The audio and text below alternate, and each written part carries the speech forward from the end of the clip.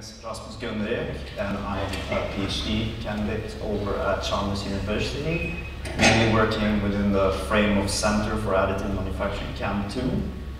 And also my project is funded by Gunnerek, European project. So today I'm going to discuss the work that me and my colleagues have done regarding the influence of high productivity processing parameters on the pore characteristics of laser beam particle diffusion processed 316L stainless steel.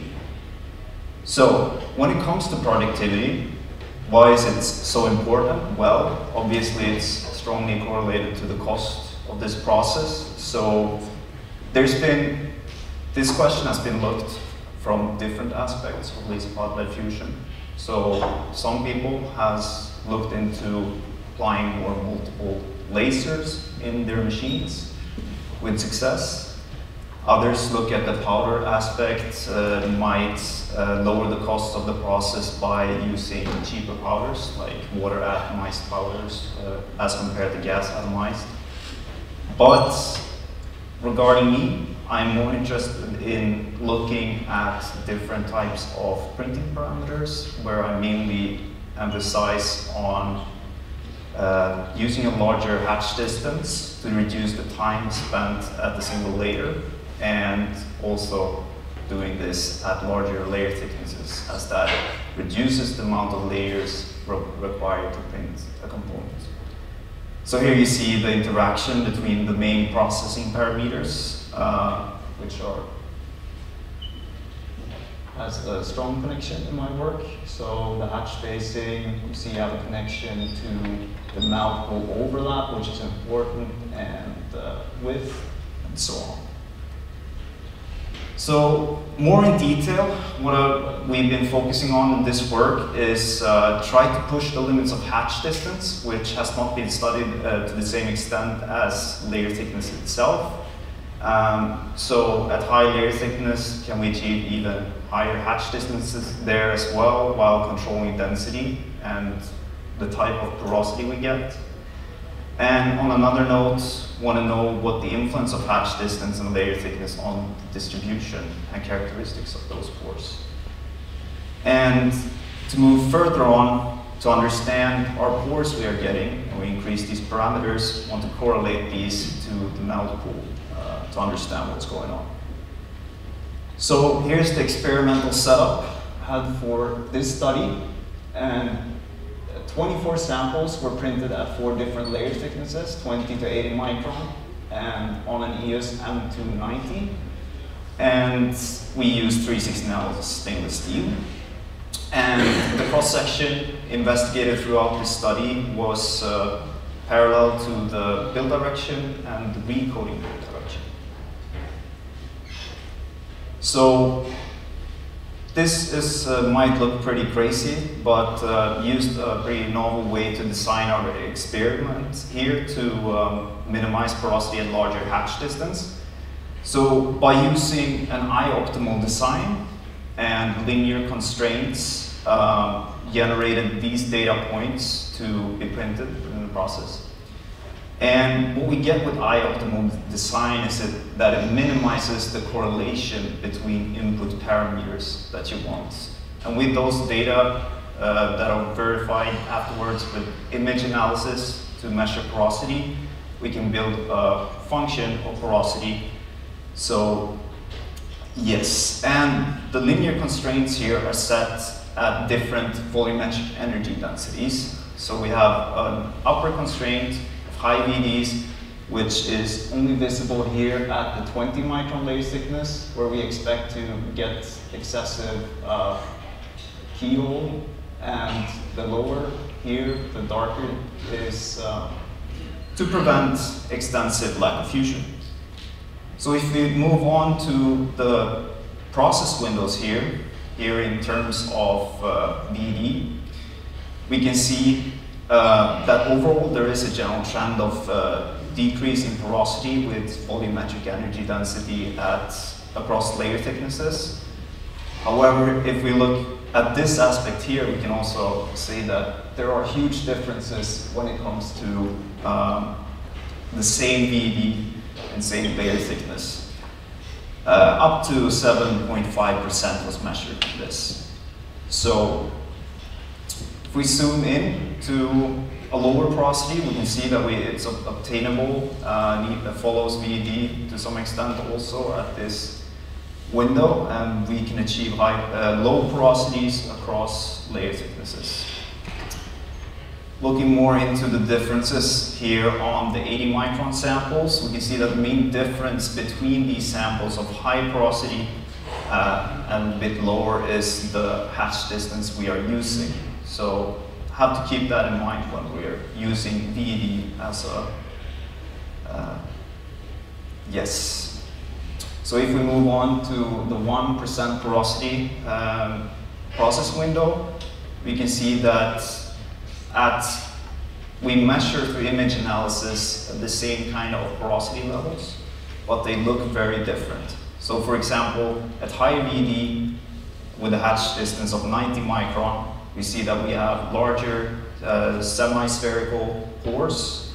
So this is also something that needs to be considered when you're talking about porosity levels.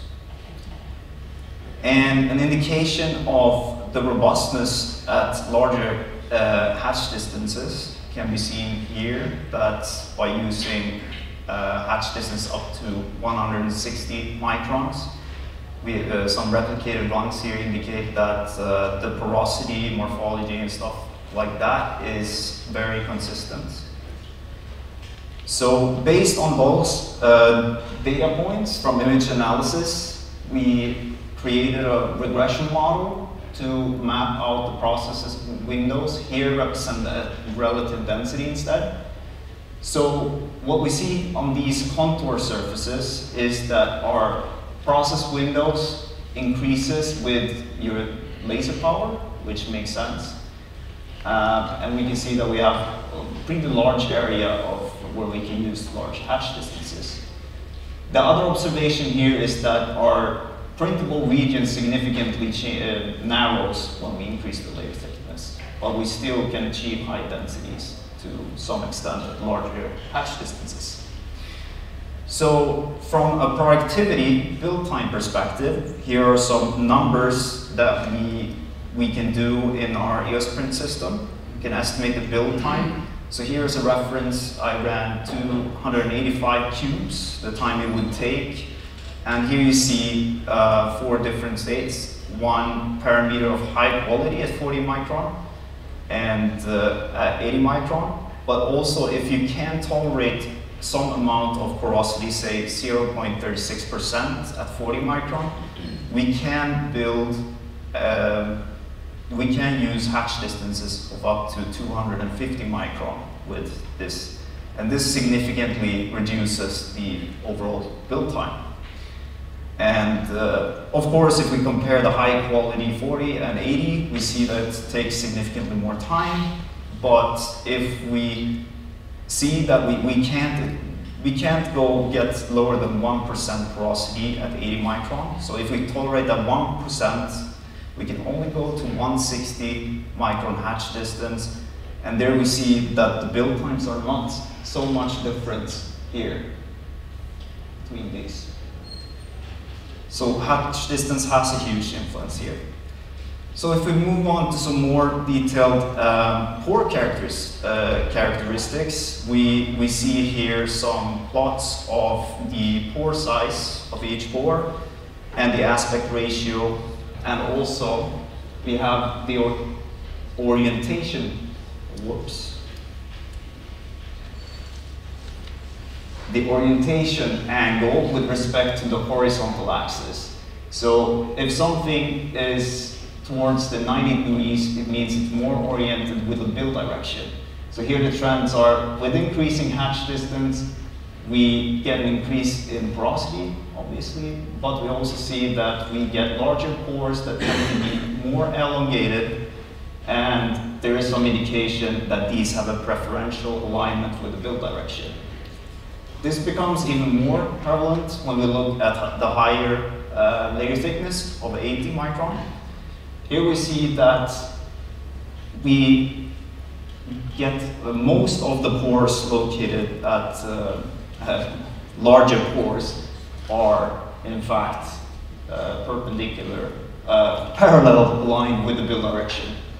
So this is an interesting observation that can play a role when it comes to mechanical properties, that we can tailor the alignment of pores. So why is it possible, like I showed you before, to manage to print somewhat dense samples at 250 hatch distance at 40, but not at 80 micron?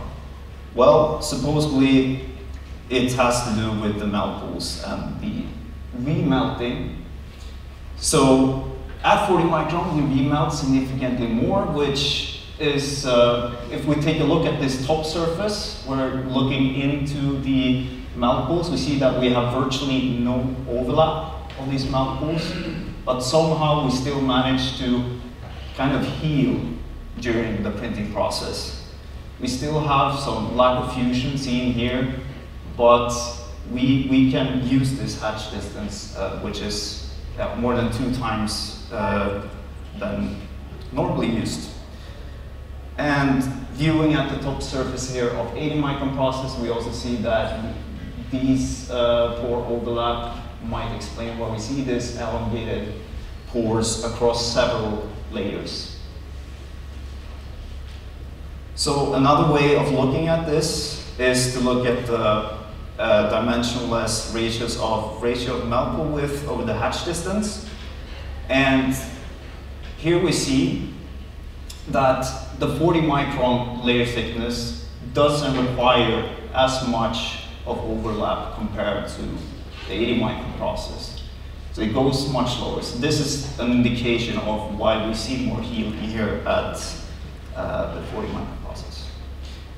And if we move on to another melt pool dimension, we have the melt pool depth over the layer thickness. Here separated in different ranges of hatch distance. And what's interesting here is that we have an explanation to some extent why this self-healing occurs at lower layer thickness.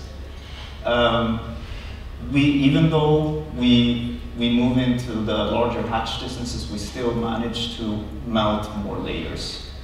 So with that, I would like to summarize this. And so within the study, we found processing windows for achieving high relative density by using hatch distance 2 times larger than the state of the art. And even though we don't have any direct overlap, we can compensate at 40 micron.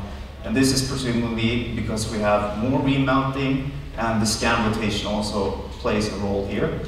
So, and higher layer thicknesses incurs less remelting and self-repairing during the LPBF process.